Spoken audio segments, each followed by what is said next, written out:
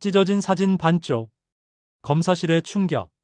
30대 후반 서울중앙지검 강력부 검사. 차갑고 이성적인 인상을 가진 강민주는 서류를 내려놓으며 한숨을 내쉬었다.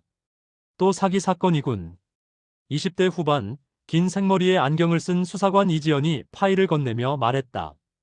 검사님, 이번 건은 좀 특이합니다. 재벌가 실종자녀 사칭 사기인데요. 피해 규모가 심상치 않습니다. 나는 파일을 펼쳤다. 피해자는 동성그룹 회장 김동석, 66세. 30년 전 시장에서 실종된 아들이 최근 돌아왔다며 집안을 장악하고 있다는 내용이었다. 벌써 3억 원 이상을 뜯어냈고 지분 이전까지 요구하는 중이라고 했다. 유전자 검사는 했나? 네, 99.9% 일치로 나왔습니다. 나는 고개를 가로저었다. 그럼 진짜 아들 아닌가? 40대 중반 다부진 체격의 베테랑 형사인 박상철이 끼어들었다. 그게 문제입니다, 검사님. 피해자 측에서 재검을 요구했는데 아들이라는 자가 온갖 핑계로 거부하고 있습니다. 게다가 행동이 영 수상합니다. 나는 파일 속 사진을 보았다. 30대 초반 거친 인상에 목과 팔에 문신이 가득한 남자. 이름은 김태양이라고 적혀 있었다. 내일 현장 가봅시다. 직접 확인해야겠어요. 다음 날 오후 나는 박상철 형사와 함께 성북동 고급 저택 앞에 섰다. 높은 담장 너머로 보이는 기와집은 고풍스러웠다. 대문을 열고 들어서자 60대 초반 단정한 한복 차림의 가정부가 우리를 맞이했다. 어서 오십시오. 사모님께서 기다리고 계십니다. 거실로 안내받았다. 넓은 공간, 고급스러운 한옥 인테리어. 그리고 벽 한쪽에 걸린 커다란 액자가 눈에 들어왔다. 돌잔치 사진이었다. 한복 입은 아기가 환하게 웃고 있었다. 부모로 보이는 젊은 부부가 아기를 안고 있었다. 평범한 돌잔치 사진. 그런데 나는 그 자리에 얼어붙었다. 잠깐 저 아이 왜 나랑 똑같이 생겼지? 사진 속 아기의 눈, 코, 입 모양. 내 어린 시절 사진과 너무나 닮아 있었다. 아니, 똑같았다. 심장이 빠르게 뛰기 시작했다. 검사님? 박 형사의 목소리가 들렸지만 나는 대답할 수 없었다. 액자에서 눈을 뺄 수 없었다. 바로 그때 60대 중반, 은발에 품이 있는 인상의 여성이 거실로 들어왔다. 김동석 회장의 부인 윤희정이었다. 어서 오세요, 검사님. 그녀의 목소리는 떨리고 있었다. 얼굴에는 지친 기색이 역력했다. 앉으시죠. 나는 간신히 정신을 차리고 소파에 앉았다. 하지만 계속 그 사진이 신경 쓰였다. 부인, 신고 내용대로 아드님이 재산을 요구하고 계신다고요? 윤희정은 고개를 끄덕였다. 네, 처음엔 정말 기뻤어요. 30년 만에 아들을 찾았다고 생각했으니까요. DNA 검사도 일치했고요. 그런데 왜 신고를 하신 겁니까? 그녀는 눈물을 글썽였다. 아이가 아니, 그 사람이 점점 이상해졌어요. 돈을 요구하고 친구들을 데려와 술판을 벌이고 집안 식구들한테 폭언을 하고. 우리 아들이 그럴 리 없어요. 바로 그때 현관문이 쾅 하고 열렸다. 엄마, 어디 있어? 거친 목소리였다. 30대 초반, 찢어진 청바지에 가죽 재킷을 걸친 남자가 거실로 들어섰다. 사진에서 본 김태양이었다. 그는 우리를 보더니 비웃었다. 뭐야, 경찰? 또 엄마가 고자질했어? 나는 침착하게 말했다. 검사 강민준입니다. 몇 가지 여쭤볼 게 있는데요. 검사. 크크, 나 잘못한 거 없는데? 나 여기 아들이야, 아들. DNA 검사도 했다고. 그는 소파에 털썩 앉으며 담배를 꺼냈다. 여기서 담배 피우지 마세요. 박 형사가 경고했지만 김태양은 무시하고 불을 붙였다. 내 집에서 내가 담배 한 대 피우는데 뭔 상관이야? 윤희정이 떨리는 목소리로 말했다. 태양아, 제발. 엄마는 좀 닥쳐. 30년 동안 날 버려놓고 이제 와서 잔소리야? 나는 주먹을 꽉 쥐었다. 저런 인간이 정말 이 부부의 아들일 리 없었다. 재검사에 응해주시겠습니까? 김태양은 담배 연기를 내뿜으며 말했다. 왜? 한 번으로 부족해? 나 바쁜데 귀찮게 하지 마. 법원 명령 받아올 수도 있습니다. 받아와봐. 어차피 결과는 똑같을 텐데. 그는 비웃으며 일어섰다. 나 나간다. 친구들이랑 약속 있어. 돈 좀 줘봐, 엄마. 윤희정은 떨리는 손으로 지갑을 꺼냈다. 김태양은 그 안에 있는 현금을 모두 빼앗아 갔다. 고작 50만 원? 쪼잔하게. 다음엔 더 챙겨놔. 그렇게 그는 나가버렸다. 거실에 침묵이 흘렀다. 윤희정은 소파에 주저앉아 울기 시작했다. 검사님, 제발 도와주세요. 저 사람은 제 아들이 아니에요. 제 아들은 저렇지 않아요. 나는 그녀를 바라보았다. 어머니의 직감, 30년을 기다린 어머니의 마음, 그리고 다시 벽에 사진을 보았다. 똑같은 얼굴. 나는 속으로 중얼거렸다. 도대체 뭐지? 왜 저 아이가 나랑 똑같은 거야? 30년 전 그날, 나는 지검으로 돌아와 파일을 다시 펼쳤다. 30년 전 실종 사건 기록. 1995년 9월 17일, 일요일 오후 2시경. 서울 종로구 광장시장. 당시 5살이던 김민수가 부모와 함께 시장에 갔다가 실종되었다. 부모가 잠깐 물건을 고르는 사이 아이가 사라졌고 그 이후 30년간 행방불명. 나는 당시 수사 기록을 읽었다. 목격자 진술, CCTV 부재 당시엔 CCTV가 많지 않았다. 미제 사건으로 종결. 5살 1995년. 나는 계산기를 두드렸다. 그럼 지금 35세. 김태양의 나이와 일치한다. 그리고 나도 35세다. 나는 고개를 저었다. 말도 안 돼. 우연의 일치야. 하지만 사진 속 아이의 얼굴이 계속 머릿속을 떠나지 않았다. 나는 내 지갑에서 오래된 사진 한 장을 꺼냈다. 반으로 찢어진 사진. 어린 시절부터 가지고 있던 유일한 사진이었다. 사진 속엔 아기인 내가 있었다. 그리고 누군가가 나를 안고 있었지만 사진이 찢어져서 얼굴은 보이지 않았다. 나는 양어머니에게 물어본 적이 있었다. 엄마, 이 사진 어디서 난 거예요? 50대 후반, 수수한 차림에 따뜻한 미소의 양어머니 박순자는 당황하며 대답했었다. 그게 네가 아기였을 때 찍은 거야. 엄마가 가지고 있던 거고. 왜 반쪽만 있어요? 그건 엄마도 잘 모르겠구나. 원래 그렇게 가지고 있었어. 나는 더 이상 묻지 않았다. 양어머니는 나를 사랑으로 키워주셨다. 친어머니가 누군지, 왜 나를 버렸는지는 중요하지 않았다. 하지만 지금 이 사진을 다시 보니 이상한 느낌이 들었다. 혹시 나는 고개를 세차게 저었다. 말도 안 돼. 내가 지금 무슨 생각을 하는 거야? 다음 날 나는 김동석 회장을 만나기로 했다. 회장은 사무실 대신 집 서재에서 만나자고 했다. 서재는 조용했다. 책장 가득 오래된 책들.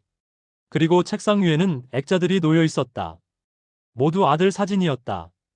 60대 중반, 반백의 머리에 피곤한 눈빛의 김동석 회장이 나를 맞았다. 검사님, 앉으시죠. 그는 위스키 잔을 들고 있었다. 낮부터 술을 마시고 있었다. 회장님, 30년 전 그날 이야기를 해주시겠습니까? 김동석은 잔을 비우고 한숨을 쉬었다. 그날 일요일이었어요. 아내와 아들을 데리고 광장시장에 갔죠. 민수가 떡볶이를 좋아해서요. 그의 목소리가 떨렸다. 아내가 옷을 보고 있었고 나는 민수 손을 잡고 있었어요. 그런데 친구를 우연히 만났어요. 인사를 나누는 사이 딱 1분. 아니, 30초였을 거예요. 손을 놓은 게. 그는 눈을 감았다. 돌아봤을 때 민수가 없었어요. 미친 듯이 찾았죠. 시장 전체를 뒤졌어요. 경찰을 부르고 방송을 하고 하지만 아들은 나타나지 않았어요. 30년 동안 찾으셨겠네요. 찾았죠. 탐정을 고용하고 전국을 뒤졌어요. 실종 아동 찾기 재단도 만들었고요.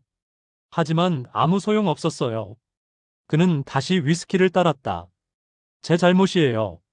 내가 손을 놓지 않았다면 30년 동안 단 하루도 자책하지 않은 날이 없어요. 나는 그의 고통이 느껴졌다. 그런데 6개월 전 김태양이라는 사람이 나타났다고요? 네. 처음엔 사기꾼인 줄 알았어요. 30년 동안 수십 명의 사기꾼을 봤으니까요. 하지만 DNA 검사 결과가 99.9% 일치했어요. 유전자는 거짓말하지 않잖아요. 처음엔 어땠습니까? 김동석은 잠시 생각하더니 말했다. 처음엔 기뻤어요. 30년 만에 아들을 찾았다고 생각했으니까요. 하지만 점점 이상했어요. 행동, 말투, 모든 게 낯설었어요. 아드님의 특징 같은 걸 기억하십니까? 흉터 같은 거? 김동석은 고개를 끄덕였다. 왼팔에 화상 흉터가 있었어요. 3살 때 뜨거운 물에 데여서요. 손목부터 팔꿈치까지 울퉁불퉁한 흉터였죠. 나는 심장이 철렁했다. 나도 왼팔에 화상 흉터가 있었다. 어릴 적부터 있던 흉터. 양어머니는 내가 어렸을 때 다쳤다고만 했다. 김태양에게도 그 흉터가 있습니까? 네, 있어요. 그래서 더 확신했죠. 나는 속으로 혼란스러웠다. 우연일까? 왼팔 화상 흉터를 가진 사람이 얼마나 많은데. 하지만 마음 한구석이 불안했다. 어머니의 의식. 그날 밤 나는 집으로 돌아왔다. 경기도 분당의 작은 아파트. 양어머니 박순자는 저녁을 준비하고 계셨다. 민준아, 왔니? 저녁 먹어라. 네, 엄마. 식탁엔 된장찌개와 생선구이, 나물 반찬들이 차려져 있었다. 소박하지만 정성 가득한 식사. 나는 밥을 먹으며 양어머니를 바라보았다. 주름진 얼굴, 굽은 등. 청소일을 하시며 나를 키우신 분. 엄마, 제가 어렸을 때 어떻게 절 입양하신 거예요? 양어머니는 수저를 멈추고 나를 보았다. 왜 갑자기 그런 걸 물어? 그냥 궁금해서요. 그녀는 한숨을 쉬었다. 너도 알다시피 엄마 혼자였잖니. 아이를 낳을 수 없는 몸이었고, 그러다 너를 만난 거야. 어디서요? 고아원에서. 내가 돌 지났을 때쯤이었어. 제 친부모는요? 모른다. 고아원에서도 몰랐어. 그냥 버려진 아이였대. 나는 더 이상 묻지 않았다. 양어머니를 힘들게 하고 싶지 않았다. 하지만 그날 밤 잠이 오지 않았다. 나는 찢어진 사진을 계속 들여다보았다. 내가 설마. 다음 날 아침 나는 다시 성북동 저택을 찾았다. 이번엔 혼자였다. 윤희정이 나를 맞았다. 검사님, 어떻게? 부인, 아드님 민수에 대해 더 여쭤보고 싶어서요. 그녀는 나를 2층으로 안내했다. 복도 끝 방문을 열었다. 민수 방이에요. 30년째 그대로 두고 있어요. 방 안으로 들어서자 시간이 멈춘 듯 했다. 낡은 장난감들, 작은 옷들, 그림책들. 모두 30년 전 그대로였다. 매일 아침 이 방을 청소해요. 먼지를 닦고 이불을 정리하고 언젠가 민수가 돌아올 거라고 믿었으니까요. 윤희정은 장롱을 열었다. 작은 한복들이 걸려 있었다. 돌잔치 때 입었던 옷이에요. 이것도 그대로 보관하고 있어요. 그녀는 서랍에서 작은 상자를 꺼냈다. 민수의 태모, 탯줄, 첫 신발 모든 걸 가지고 있어요. 나는 그 모습을 보며 가슴이 먹먹해졌다. 부인 민수가 돌아온다면 뭐라고 하시겠어요? 윤희정은 눈물을 흘렸다. 미안하다고 엄마가 손을 꽉 잡고 있었어야 했는데. 30년 동안 얼마나 힘들었을지 엄마가 지켜주지 못해서 미안하다고. 그녀는 흐느꼈다. 그리고 사랑한다고. 한 번도 잊은 적 없다고. 매일 기도했다고. 나는 할 말을 잃었다. 그 순간 거실에서 소리가 들렸다. 엄마, 돈 줘. 친구들이랑 차 보러 가야 한다고. 김태양이 돌아온 것이다. 우리는 1층으로 내려갔다. 김태양은 소파에 다리를 올리고 앉아 있었다. 옆엔 30대 초반, 염색한 머리에 화려한 옷차림의 친구 둘이 있었다. 야, 엄마. 빨리 줘봐. 2천만 원. 윤희정은 놀라 말했다. 2천만 원? 왜? 차 사야지. BMW 최신형. 아들이 차도 없으면 쪽팔리잖아. 태양아, 그건 너무. 뭐가 너무? 30년 동안 날 버려놓고 차 한 대 못 사줘? 친구들 봐.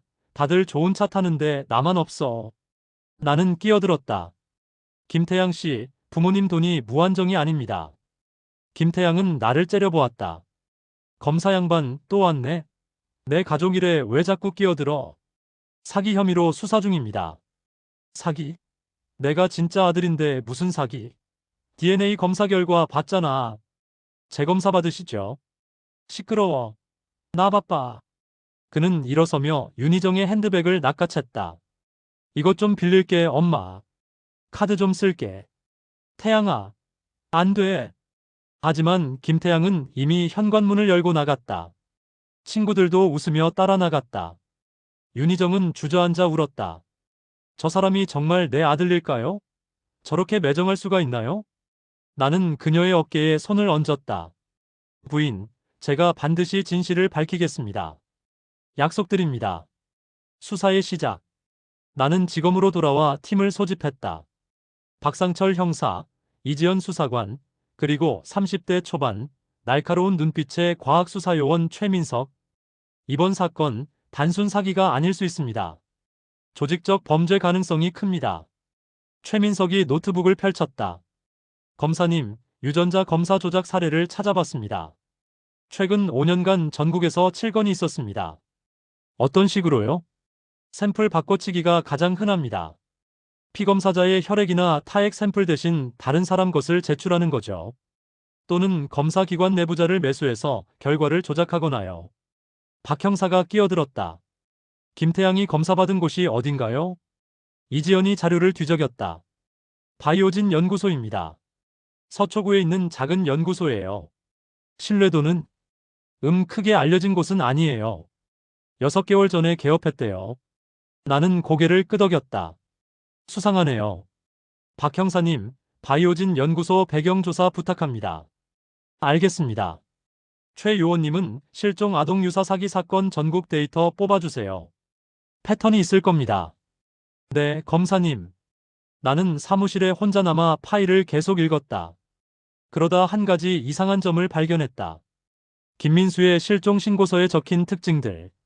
나이 5세, 키 110cm, 몸무게 18kg, 특이사항 왼팔 화상 흉터, 그리고 내 양육 기록을 떠올렸다. 고아원 입소 당시 나이 추정 1살에서 2살, 특이사항 왼팔 화상 흉터. 나는 손을 떨며 왼팔을 걷어올렸다. 손목부터 팔꿈치까지 울퉁불퉁한 화상 흉터. 말도 안 돼, 이건 그냥 우연이야. 하지만 머릿속은 혼란스러웠다. 나는 서랍에서 출생증명서를 꺼냈다. 양어머니가 입양할 때 만든 서류. 이름 강민준. 생년월일 1990년 8월 15일. 출생지 미상. 부모 미상. 추정 생년월일. 왜 추정일까? 나는 고아원에 전화를 걸었다.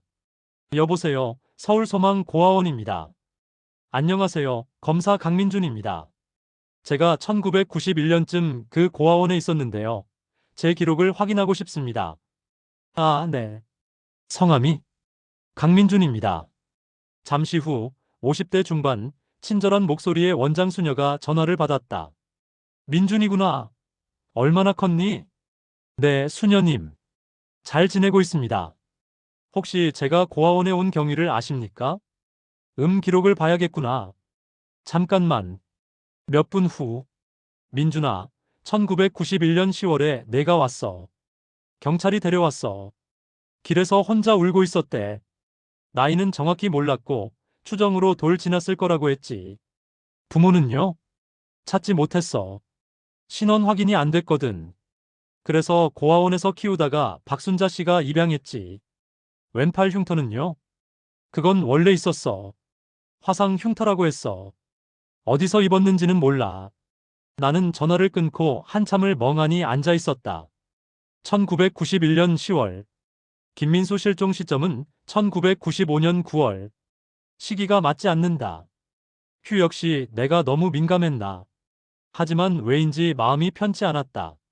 조직의 그림자. 이틀 후 박 형사가 급하게 사무실로 들어왔다. 검사님, 바이오진 연구소 수상합니다. 뭘 찾았습니까? 연구소 대표가 최근 3년간 7개 업체를 운영했는데 전부 유전자 검사 관련입니다. 그런데 다 6개월에서 1년 사이에 폐업했어요. 도망 다니는 거군요. 네. 게다가 대표 이름이 계속 바뀌어요. 차명으로 운영하는 것 같습니다. 이지연이 자료를 펼쳤다.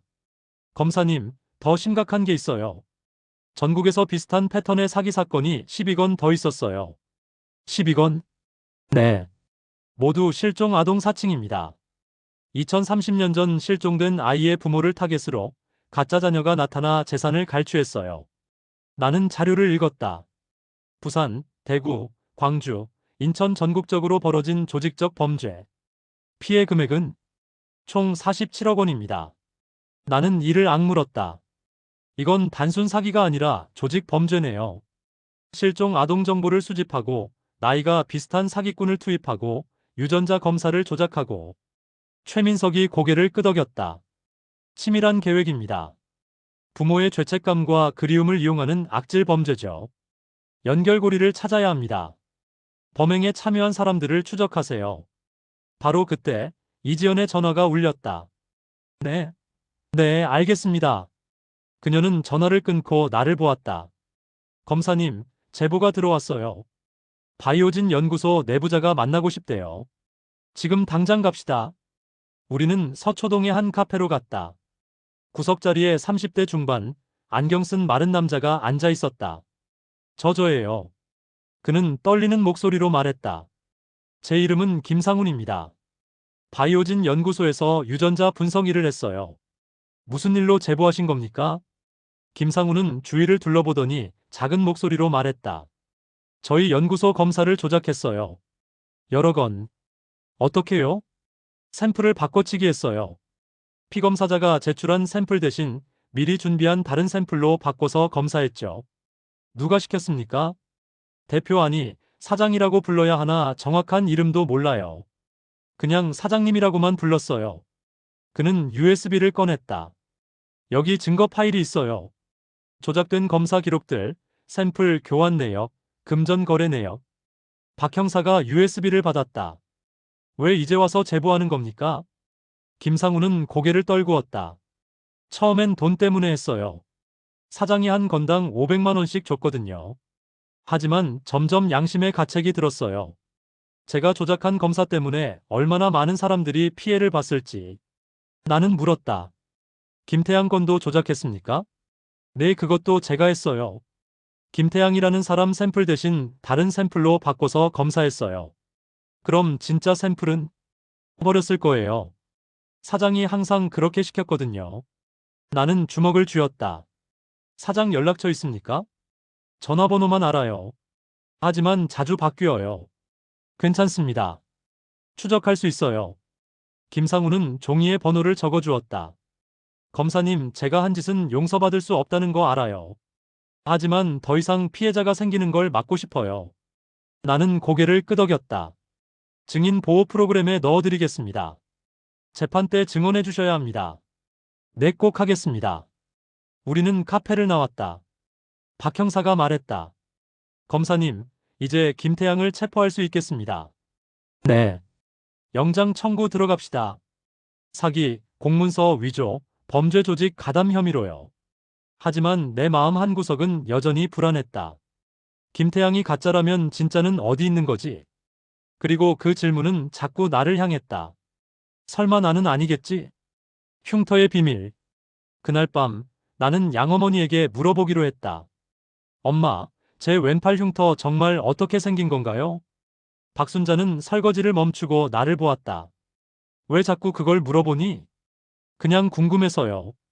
제 출생에 대해 알고 싶어요. 그녀는 한숨을 쉬고 거실로 나와 앉았다. 민준아, 엄마가 너한테 숨긴 게 있어. 내 심장이 빠르게 뛰었다. 뭔데요? 김태양, 칼 내려놓아. 박 형사가 외쳤지만 김태양은 미친 듯이 웃었다. 검사 양반도 왔네. 좋아, 다 같이 죽자. 그가 칼을 휘둘렀다. 나는 반사적으로 윤희정 앞을 막아섰다. 칼이 내 팔을 스쳤다. 피가 흘렀지만 깊지는 않았다. 검사님. 박 형사와 경찰들이 덤벼들었다. 김태양은 격렬하게 저항했지만 결국 제압당했다. 나라고. 나 여기 아들이야. 아들이라고. 그는 끌려나가면서도 계속 소리쳤다. 윤희정이 내 팔을 보며 울었다. 검사님, 괜찮으세요? 피가. 괜찮습니다. 얕은 상처예요. 구급대원이 와서 우리의 상처를 치료했다. 김동석이 내 손을 잡았다. 검사님, 고맙습니다. 목숨을 구해주셨어요. 당연한 일했을 뿐입니다. 나는 벽에 돌잔치 사진을 다시 보았다. 환하게 웃는 아기. 윤희정이 내 시선을 따라갔다. 민수예요, 우리 아들. 그녀는 사진을 쓰다듬었다. 이 사진이 유일하게 남은 거예요. 돌잔치 때 찍은 사진인데 원본은 찢어져서 반쪽만 남았어요. 내 심장이 멈췄다. 반쪽이요? 네, 누가 찢었는지 모르겠어요. 아마 민수가 어릴 때 장난치다가 찢은 것 같아요. 반쪽은 잃어버렸고요. 나는 떨리는 손으로 지갑을 꺼냈다. 찢어진 사진 반쪽. 혹시 이거? 윤희정은 그 사진을 보고 얼어붙었다. 이게 어디서? 나는 액자에서 사진을 조심스럽게 꺼냈다. 그리고 내 사진 반쪽을 맞춰보았다. 딱. 완벽하게 일치했다. 찢어진 선이 정확하게 맞았다. 두 사진이 하나가 되었다. 완전한 돌잔치 사진. 아기를 안고 있는 젊은 부부. 그리고 환하게 웃는 아기. 윤희정은 그 자리에 주저앉았다. 이게 어떻게 검사님, 이 사진이 어디서 났어요? 나는 떨리는 목소리로 말했다. 제가 어릴 때부터 가지고 있었어요. 김동석이 다가왔다. 검사님 설마. 그가 내 왼팔을 보았다. 팔 흉터 좀 보여주시겠습니까? 나는 천천히 소매를 걷어 올렸다. 손목부터 팔꿈치까지. 울퉁불퉁한 화상 흉터. 윤희정이 비명을 질렀다. 민수야. 그녀는 내 팔을 만졌다. 이 흉터 3살 때 뜨거운 물에 데였을 때 엄마가 병원 데려갔는데 그때 생긴 거. 나는 말을 잃었다. 김동석이 떨리는 손으로 내 얼굴을 만졌다. 눈, 코, 입 꼭 어릴 때 민수랑 똑같아. 아니 저는 강민준입니다. 검사 강민준. 하지만 내 목소리는 확신이 없었다. 윤희정이 울며 말했다. 검사님 아니 민수야 유전자 검사를 해요. 제발 엄마가 확인하고 싶어. 나는 고개를 끄덕일 수밖에 없었다. 진실. 3일 후 나는 국립과학수사연구원에서 유전자 검사 결과를 받았다. 최민석 요원이 봉투를 건넸다. 검사님 결과 나왔습니다. 나는 떨리는 손으로 봉투를 열었다. 검사 결과. 피검자 강민준 남 35세. 비교 대상 김동석 남 66세. 부자관계 확률 99.99%. 결론 생물학적 부자관계가 거의 확실함. 종이가 손에서 떨어졌다.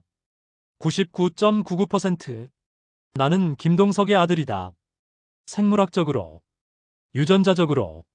나는 30년 전 실종된 김민수다. 머리가 멍했다. 35년간 알고 살았던 내 정체성이 한순간에 무너졌다. 나는 누구인가? 강민준인가? 김민수인가? 박 형사가 어깨에 손을 얹었다. 검사님 괜찮으십니까? 모르겠습니다. 뭐가 뭔지. 그날 저녁 나는 성북동 저택으로 갔다. 김동석과 윤희정이 거실에서 기다리고 있었다. 나는 검사 결과를 건넸다. 윤희정은 결과를 보고 울음을 터뜨렸다. 민수야 정말 내가 맞구나. 30년 만에 찾았어. 김동석도 눈물을 흘렸다. 아들 미안하다. 아빠가 손을 놓쳐서 30년 동안 얼마나 힘들었니? 나는 할 말을 찾지 못했다. 저는 힘들지 않았습니다. 양어머니가 잘 키워주셨어요. 양어머니? 나는 박순자 이야기를 했다. 어떻게 나를 발견했는지, 어떻게 키웠는지. 윤희정은 고개를 끄덕였다. 그분께 감사해야겠어요. 우리 아들을 살려주셨으니까. 하지만 나는 말을 멈췄다. 하지만 저는 아직 받아들이기 힘듭니다. 35년 동안 강민준으로 살았는데 갑자기 김민수라고 하면. 김동석이 말했다. 천천히 해도 돼. 우린 30년을 기다렸어. 더 기다릴 수 있어. 내가 편한 대로 하렴. 윤희정이 물었다. 민준아 아니 뭐라고 부르면 좋을까? 저는 아직 민준이 편합니다. 그래 민준아. 그럼 민준이라고 부를게. 언젠가 네가 준비됐을 때 우릴 부모라고 불러줘. 나는 고개를 끄덕였다. 양어머니의 일기. 며칠 후 나는 양어머니를 찾아갔다. 박순자는 부엌에서 된장찌개를 끓이고 있었다. 민준아 왔니? 네 엄마. 나는 식탁에 앉았다. 엄마 유전자 검사 결과가 나왔어요. 박순자는 국자를 멈췄다. 그래 뭐라고 나왔니? 제가 김동석 회장의 아들이에요. 생물학적으로. 그녀는 천천히 고개를 끄덕였다. 그럴 줄 알았어. 엄마는 알고 있었어요? 박순자는 앉으며 한숨을 쉬었다. 의심은 했지. 내가 어릴 때 뉴스에서 실종 아동 찾기 방송을 봤거든. 광장시장에서 실종된 재벌집 아들 나이도 비슷하고 흉터도 똑같고 혹시나 싶었어. 그런데 왜 신고 안 하셨어요? 그녀는 눈물을 흘렸다. 겁났어. 신고하면 너를 빼앗길 것 같아서. 엄마는 너무 이기적이었어. 내 진짜 부모보다 내 욕심이 더 컸어. 엄마, 미안해, 민준아. 엄마가 너를 납치한 거나 다름없어. 30년 동안 내 부모가 얼마나 고통받았을지 다 엄마 죄야. 나는 그녀의 손을 잡았다. 엄마는 절 구해주신 거예요. 그리고 사랑으로 키워주셨어요. 그게 제일 중요해요. 박순자는 흐느꼈다. 정말 용서해주는 거니? 용서할 게 뭐가 있어요? 엄마는 제 엄마예요. 그건 변하지 않아요. 그날 밤, 박순자는 오래된 일기장을 꺼냈다. 민준아, 이거 내가 읽어봐. 낡은 일기장. 1991년부터 쓴 것이었다. 나는 첫 페이지를 펼쳤다. 1991년 9월 18일. 오늘 내 인생이 바뀌었다. 빌딩 복도에서 아기를 발견했다. 너무 작고 예쁜 아기. 울고 있었다. 주변에 아무도 없었다.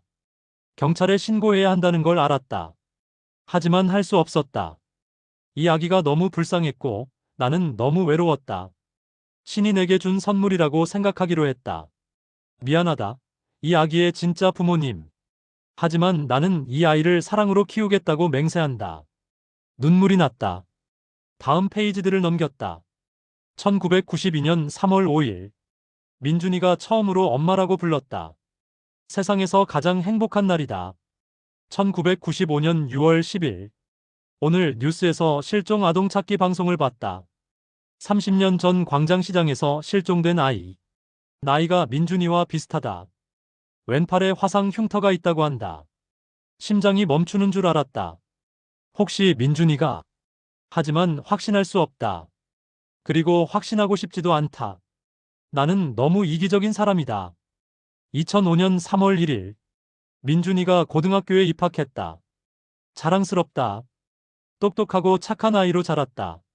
내가 제대로 키운 건지 모르겠지만 최선을 다했다. 2015년 2월 14일. 민준이가 사법시험에 합격했다. 검사가 된다고 한다. 얼마나 기쁜지 모르겠다. 하지만 동시에 두렵다. 검사가 되면 진실을 찾을 수도 있을 텐데 내가 한 일을 알게 될까? 마지막 페이지. 2025년 1월 10일. 민준이가 요즘 성북동 재벌 사기 사건을 수사하고 있다고 한다. 실종 아동 사칭 사건이라고. 심장이 떨린다. 혹시 진실이 밝혀질까? 민준이가 자기 정체를 알게 될까? 두렵지만 어쩌면 때가 된 것 같다. 30년 동안 숨겨온 진실. 이제는 밝혀져야 할 때. 민준아, 미안하고 사랑한다. 엄마는 평생 너를 사랑했다. 그것만은 거짓이 아니야. 나는 일기장을 덮고 양어머니를 껴안았다. 엄마, 사랑해요. 그리고 고마워요. 두 가족. 다음 주 나는 특별한 저녁 식사를 준비했다. 성북동 저택식당. 한쪽엔 김동석과 윤희정. 다른 한쪽엔 박순자. 그리고 나. 처음엔 어색했다. 박순자는 긴장해서 손을 떨었다. 윤희정도 불편해 보였다. 나는 먼저 말을 꺼냈다. 두 분 아니, 세 분 모두 제 부모님입니다. 김동석이 고개를 끄덕였다. 맞습니다. 박순자 씨는 우리 아들을 구해주셨고 30년 동안 잘 키워주셨습니다. 저희가 할 수 없었던 일을 해주셨어요. 윤희정이 박순자의 손을 잡았다. 고맙습니다. 정말 고맙습니다. 민준이를, 아니 민수를 살려주셔서. 박순자는 울었다. 아니에요. 저는 죄인이에요. 신고했어야 했는데. 아닙니다. 김동석이 말했다. 그때 신고했어도 민수를 찾았을지 모릅니다. 어쩌면 고아원으로 갔을지도 모르고요. 하지만 박 씨 덕분에 민수는 사랑받으며 자랐습니다. 그게 제일 중요합니다. 윤희정이 고개를 끄덕였다. 저희 아들을 우리 함께 사랑합시다. 박 씨도 민수의 엄마고 저도 민수의 엄마니까요. 박순자는 놀라 그녀를 보았다. 정말 괜찮으세요? 네. 민수가 행복하면 그걸로 됐어요. 저녁 식사가 시작되었다. 윤희정이 직접 만든 된장찌개, 박순자가 가져온 김치, 그리고 여러 반찬들. 나는 숟가락을 들며 말했다. 잘 먹겠습니다. 식사는 조용했다. 하지만 따뜻했다. 중간에 윤희정이 물었다. 민준아, 이름을 바꿀 거니? 호적도 옮기고. 나는 잠시 생각했다. 아니요. 저는 강민준으로 살고 싶어요. 35년 동안 이 이름으로 살았으니까요. 하지만 나는 김동석과 윤희정을 보았다. 가끔 여기 놀러 와도 될까요? 윤희정이 환하게 웃었다. 물론이지. 내 집이야. 언제든 와. 그리고 나는 용기를 냈다. 아버지, 어머니라고 불러도 될까요? 두 사람은 눈물을 흘렸다. 그래, 그래, 아들. 그날 밤 나는 처음으로 두 가족과 함께 일요일 저녁을 보냈다. TV를 보고 이야기를 나누고 웃었다. 30년 만에 찾은 가족. 그리고 35년 동안 함께한 가족. 둘 다 내 가족이었다. 김태양의 진실. 한 달 후 김태양 재판이 시작되었다. 법정에는 언론이 몰려들었다. 재벌가 실종자녀 사칭 사건은 큰 화제였다. 피고인석에 앉은 김태양은 수척해 보였다. 30대 초반이라고 하기엔 너무 늙어 보였다. 검사로 나선 나는 기소장을 낭독했다. 피고인 김태양은 범죄 조직과 공모하여 30년 전 실종된 김민수 행세를 하며 피해자 김동석, 윤희정 부부로부터 총 3억 2천만 원을 편취하고 폭력을 행사한 혐의로 기소되었습니다. 재판이 진행되는 동안 여러 증인이 나왔다. 바이오진 연구소의 김상훈이 증언했다. 제가 유전자 검사를 조작했습니다. 샘플을 바꿔치기 했고요. 조직의 중간 보스로 보이는 40대 후반, 험악한 인상의 남자도 체포되어 증언했다. 우리 조직은 전국의 실종 아동 정보를 수집했습니다. 그리고 나이가 비슷한 사기꾼들을 훈련시켜 피해자 가족에게 보냈죠. 어떻게 훈련시켰습니까? 가족 정보를 외우게 했습니다. 사진을 보여주고 집안 내력을 암기시키고 그리고 연기 훈련을 했죠. 재판장이 물었다. 피해 가족은 몇 명입니까? 전국적으로 약 50가구 정도 됩니다. 방청석에서 웅성거림이 일었다. 나는 김태양에게 물었다. 피고인, 왜 이런 짓을 했습니까? 김태양은 고개를 숙인 채 대답했다. 돈 때문이었습니다. 양심의 가책은 없었습니까? 있었습니다. 하지만 그만둘 수 없었어요. 조직이 협박했거든요. 김동석 부부에게 하고 싶은 말은? 김태양은 눈물을 흘렸다. 죄송합니다. 정말 죄송합니다. 저도 어릴 때 부모님을 잃었어요. 가족의 소중함을 알아요. 그런데 그런 가족을 이용해 먹었어요. 용서받을 수 없다는 거 압니다. 방청석의 윤희정은 눈물을 닦았다. 재판은 3개월간 이어졌다. 최종 판결. 피고인 김태양, 징역 7년. 피고인은 조직적 사기 범죄에 가담하여 선량한 시민에게 금전적, 정신적 피해를 입혔으므로 중형에 처한다.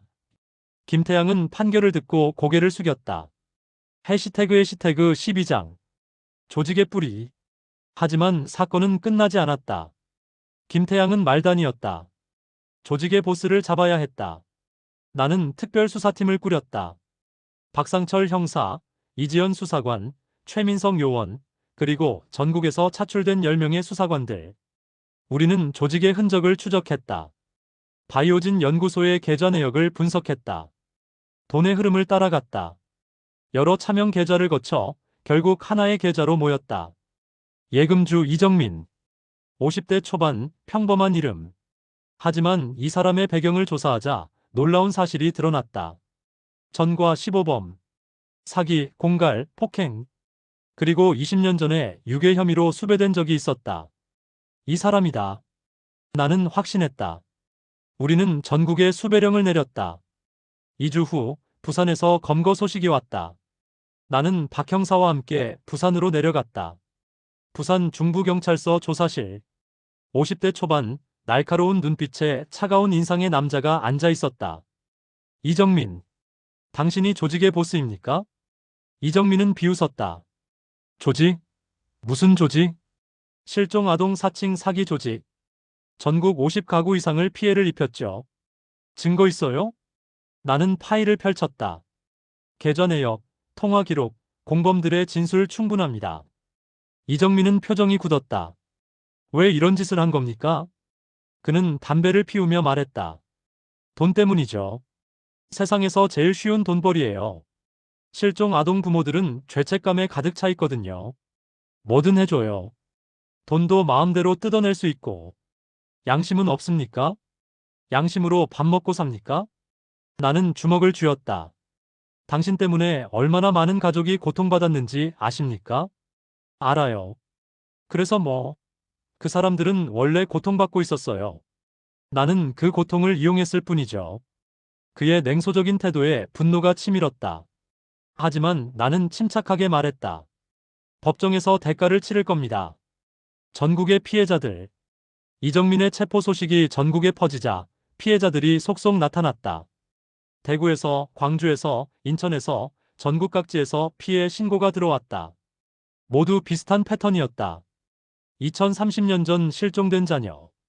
갑자기 나타난 가짜 자녀. 유전자 검사 조작. 재산 갈취. 피해 금액은 총 120억 원에 달했다. 나는 전국의 피해자들을 만나러 다녔다. 대구의 60대 부부. 25년 전 딸을 잃었다. 3년 전 가짜 딸이 나타나 5억 원을 뜯어갔다. 검사님, 우리 딸은 어디 있을까요? 광주의 70대 노인. 30년 전 아들을 잃었다. 2년 전 가짜 아들이 나타나 집을 팔아 8억 원을 줬다. 이제 살 집도 없어요. 속았다는 걸 알았을 때 차라리 죽고 싶었어요. 인천의 50대 여성. 20년 전 아들을 잃었다. 1년 전 가짜 아들이 나타나 사업 자금 명목으로 3억 원을 가져갔다. 검사님, 돈은 상관없어요.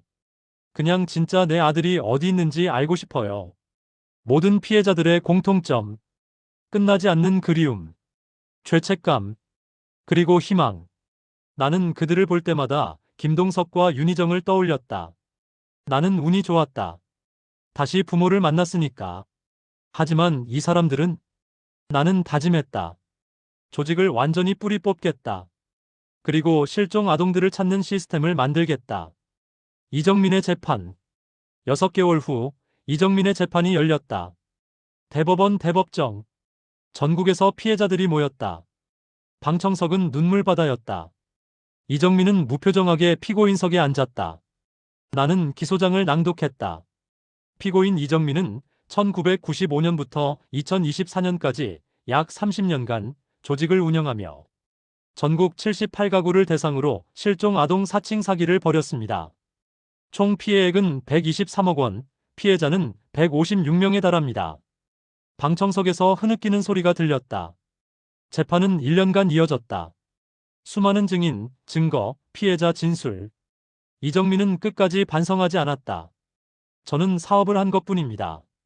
수요와 공급이 맞아떨어졌죠. 재판장이 호통쳤다. 사람의 고통을 사업이라고 말하는 겁니까? 최종 판결일. 재판장은 엄숙한 목소리로 말했다. 피고인 이정민, 징역 25년. 피고인은 30년간 조직적 범죄를 주도하며 수많은 가족을 파괴했습니다. 인간으로서 해서는 안 될 악행을 저질렀기에 최고형에 처합니다. 방청석에서 박수가 터졌다. 피해자들이 울었다. 나도 눈물이 났다. 실종 아동 찾기 재단. 재판이 끝난 후 나는 특별한 프로젝트를 시작했다. 김동석 회장과 함께 희망찾기 재단을 설립했다. 실종 아동을 찾고 가족을 재결합시키는 비영리 재단. 김동석이 100억 원을 출연했다. 전국의 실종 아동 데이터베이스를 구축하고 유전자 은행을 만들었다. 실종 아동의 부모들이 유전자를 등록하면 언젠가 아이가 나타났을 때 매칭할 수 있도록. 또한 전국의 고아원, 보육원과 협력해 신원불명 아동들의 유전자도 수집했다. 재단 설립 1년 만에 첫 번째 성과가 나왔다. 부산에서 실종된 아이가 서울 고아원에서 발견되었다. 20년 만에 재회. 부모와 아이가 포옹하며 우는 모습을 보며 나도 눈물을 흘렸다. 그 후로도 성과는 계속 이어졌다. 2년차 7가족 재결합, 3년차 12가족 재결합. 매번 재회의 순간을 볼 때마다 나는 내 운명에 감사했다. 나도 가족을 찾았고 이제 다른 사람들도 가족을 찾도록 돕는다. 일요일 저녁. 그로부터 5년 후 나는 여전히 검사로 일하고 있었다. 하지만 이제는 강력부가 아닌 공익인권부로 옮겼다. 실종 아동, 인신매매, 가정폭력 사건을 전담했다. 그리고 매주 일요일 저녁엔 두 가족과 함께 식사를 했다. 한 주는 성북동 저택에서, 한 주는 분당 아파트에서. 오늘은 성북동 차례였다. 저녁 7시 나는 현관문을 열었다. 다녀왔습니다. 거실에서 윤희정이 환하게 웃으며 나왔다. 민준아, 어서 와. 저녁 다 됐어. 식탁엔 된장찌개, 불고기, 나물들이 차려져 있었다. 김동석이 신문을 내려놓고 일어났다. 아들 힘들었지? 앉아. 박순자도 부엌에서 나왔다. 그녀는 이제 이 집에서 함께 살고 있었다. 윤희정이 제안했고 박순자가 받아들였다. 민준아, 엄마가 김치찌개 끓였어.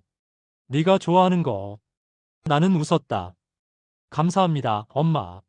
네 사람이 식탁에 둘러앉았다. 김동석이 말했다. 오늘 재단 소식 들었니? 이번 달에 또 3가족이 제외했대. 네, 아버지. 저도 보고받았습니다. 윤희정이 기뻐했다. 정말 다행이다. 우리처럼 행복한 가족이 늘어나는 거잖아. 박순자가 고개를 끄덕였다. 민준이가 하는 일이 정말 의미 있는 것 같아. 나는 숟가락을 들며 말했다. 모두 아버지, 어머니들 덕분입니다. 무슨 소리야? 네가 열심히 한 거지. 우리는 함께 밥을 먹었다. TV에선 뉴스가 나왔다. 희망찾기 재단 관련 소식이었다.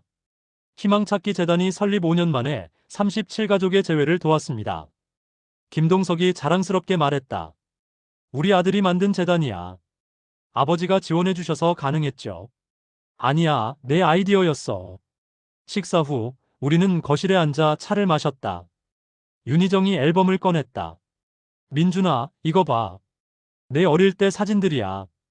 앨범을 펼치니 30년 전 사진들이 나왔다. 돌잔치 사진. 완전한 사진. 이제 찢어지지 않은 사진. 3살 때 사진. 화상 치료받는 사진. 4살 때 사진. 아버지와 시장 가는 사진. 그리고 5살 때. 실종되기 직전. 나는 사진을 보며 물었다. 제가 정말 기억이 안 나요. 30년 전 일을. 김동석이 말했다. 당연하지. 너무 어렸으니까. 트라우마도 있었을 거고. 30년 동안 어떻게 사셨어요? 윤희정이 눈물을 글썽였다. 매일 너를 찾았어. 기도하고 울고 기다렸지. 단 하루도 잊은 적 없어. 박순자가 그녀의 손을 잡았다. 이제 다 지나간 일이에요. 민준이가 돌아왔잖아요. 맞아. 그게 기적이야. 나는 두 어머니를 보았다. 윤희정, 나를 낳아준 어머니. 박순자, 나를 키워준 어머니. 둘 다 내 어머니였다. 그리고 김동석, 내 아버지. 아버지, 어머니, 엄마. 사랑합니다. 세 사람이 눈물을 흘렸다. 우리도 사랑한다, 아들. 박순자의 고백. 그날 밤 박순자가 내 방으로 찾아왔다. 민준아, 잠깐 이야기할까? 네, 엄마. 앉으세요. 그녀는 침대에 앉으며 한숨을 쉬었다. 민준아, 엄마가 너한테 아직 안 한 이야기가 있어. 뭔데요? 30년 전 그날 일. 나는 귀를 기울였다. 1991년 9월 17일이었어. 내가 광장시장 근처 빌딩에서 청소 일을 했잖니. 퇴근 시간이 되어서 나가려는데 복도에 아기가 있었어. 저요? 응, 너였어. 담요에 쌓여서 울고 있었지. 주변엔 아무도 없었어. 그래서 절 데려온 거죠? 박순자는 고개를 저었다. 아니, 처음엔 경찰에 신고하려고 했어. 근처 파출소로 가려고 너를 안았지. 근데 그녀는 눈물을 흘렸다. 네가 내 품에서 울음을 멈췄어. 그리고 나를 보며 웃었어. 천사 같은 미소였어. 엄마. 그 순간 난 결심했어. 이 아기는 하늘이 내게 준 선물이라고. 신고하면 어떻게 될지 몰라. 고아원 가서 힘들게 살 수도 있잖아. 차라리 내가 키우자. 사랑으로 키우자. 나는 그녀의 손을 잡았다. 엄마는 잘못 안 하셨어요. 아니야, 엄마는 너를 납치한 거야. 내 진짜 부모한테서 빼앗아온 거지. 하지만 저를 살렸잖아요. 사랑으로 키웠잖아요. 박순자는 흐느꼈다. 미안해, 30년 동안 진실을 숨겨서 내 부모님이 얼마나 고통받았을지. 나는 그녀를 껴안았다. 엄마, 이제 다 괜찮아요. 저도 부모님 찾았고, 엄마도 여기 계시고, 우린 모두 가족이에요. 정말 용서해 주는 거니? 엄마, 용서할 게 뭐가 있어요? 감사할 뿐이에요. 그날 밤, 우리는 오래 이야기를 나눴다. 30년간 숨겨온 비밀, 죄책감, 사랑, 그리고 용서. 김동석의 과거. 다음 날, 김동석이 나를 서재로 불렀다. 민준아, 앉아라. 그는 위스키 2잔을 따랐다. 아버지, 무슨 일이세요? 너한테 해줄 이야기가 있어. 나는 잔을 받으며 기다렸다. 30년 전 그날 말이야. 그의 목소리가 떨렸다. 내가 내 손을 놓쳤어. 단 몇 초였어. 친구를 만나서 인사를 나누는 사이. 그 짧은 시간에 너를 잃었어. 아버지, 30년 동안 나 자신을 용서하지 못했어. 매일 술을 마셨어. 일도 제대로 못했어. 네 엄마도 힘들게 했고. 그는 잔을 비웠다. 회사가 망할 뻔했어.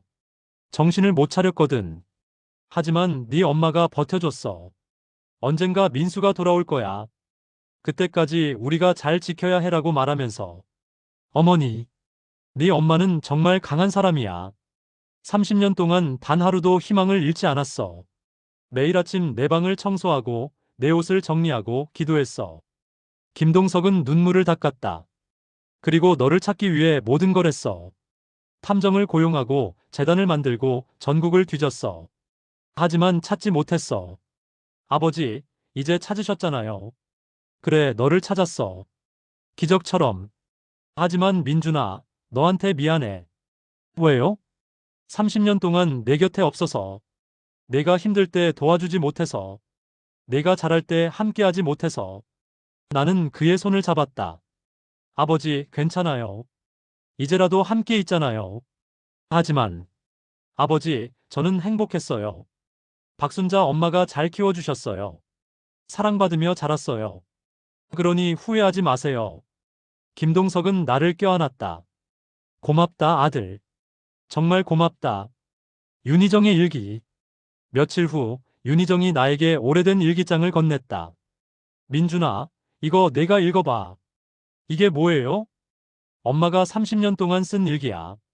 내 이야기가 담겨 있어. 나는 일기장을 받아들고 첫 페이지를 펼쳤다. 1995년 9월 17일. 오늘 내 인생이 끝났다. 민수를 잃었다. 시장에서 단 몇 초 손을 놓은 사이에. 미친 듯이 찾았지만 아이는 없었다. 하나님, 제발 우리 아들을 지켜주세요. 어디 있든, 누구와 함께 있든, 제발 안전하게. 눈물이 났다.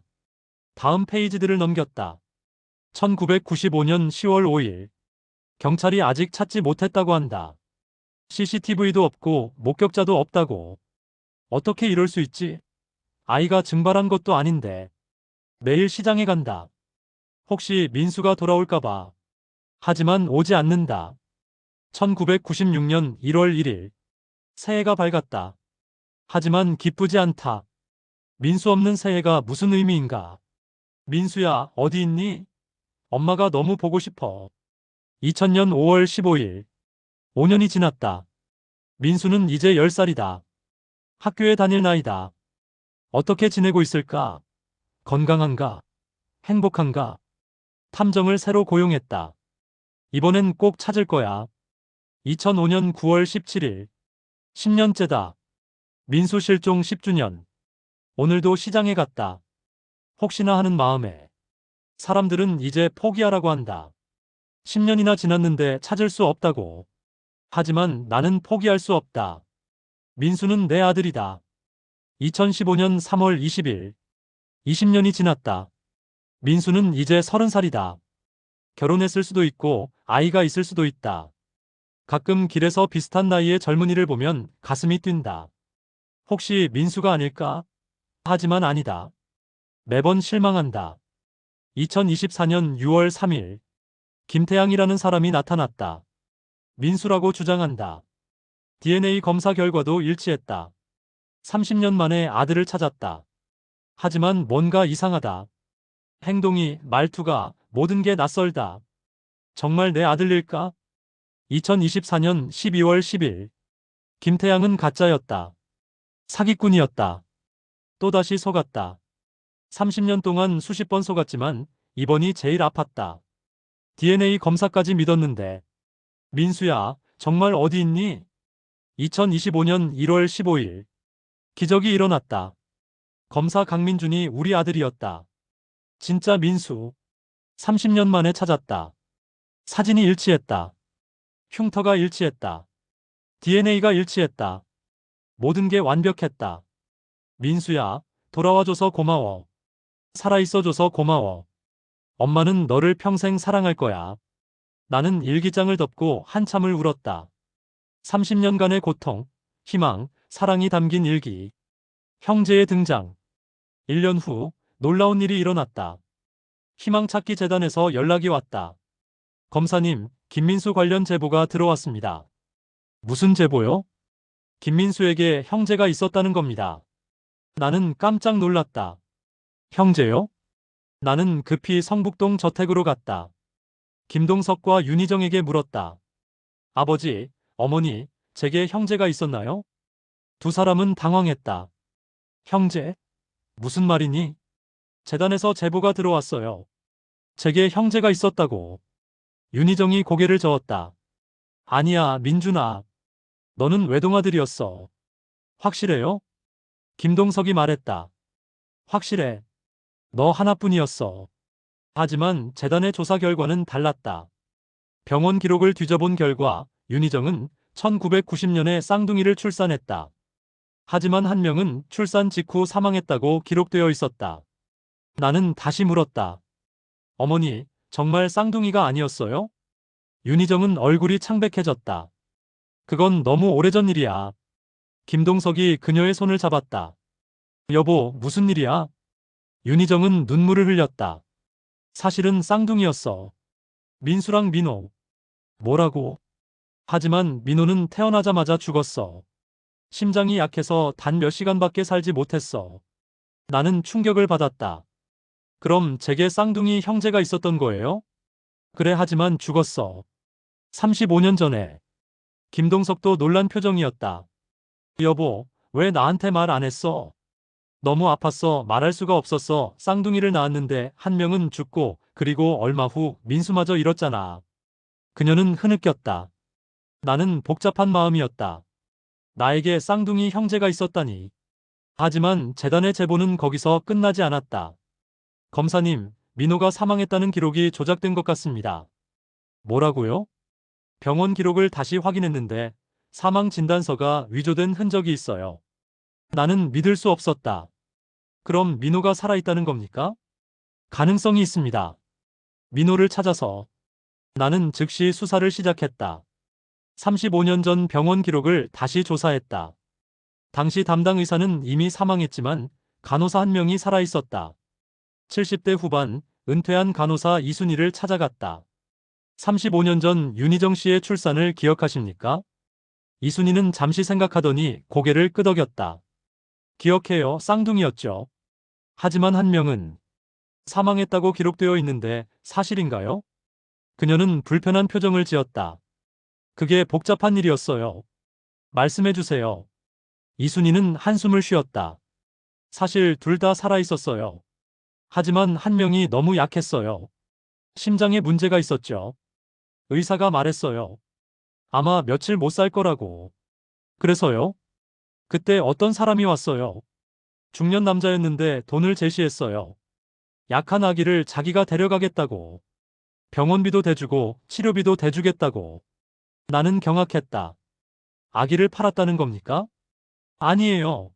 그게 아니라 그 사람이 말했어요. 자기가 최고의 의사를 섭외해서 치료하겠다고. 부모는 어차피 한 아이도 키우기 힘들 텐데 약한 아이까지 부담 주고 싶지 않다고. 그래서 동의했습니까? 이순희는 고개를 숙였다. 의사가 동의했어요. 그리고 사망 진단서를 위조했죠. 저는 막을 수 없었어요. 나는 주먹을 쥐었다. 그 남자가 누구였습니까? 이름은 몰라요. 하지만 명함을 줬던 것 같아요. 어디 재단이었나? 재단? 희망 아니 미래? 정확히 기억 안 나요. 죄송해요. 나는 즉시 조사를 확대했다. 35년 전 존재했던 아동 관련 재단들을 모두 조사했다. 그리고 하나를 발견했다. 새생명재단. 1985년부터 1998년까지 운영됐던 입양재단. 하지만 불법 입양, 아동 매매 혐의로 1998년 폐쇄되었다. 재단 관계자들을 추적했다. 대부분 사망했거나 연락 두절. 하지만 한 명, 당시 실무자였던 60대 후반의 여성 박미경을 찾았다.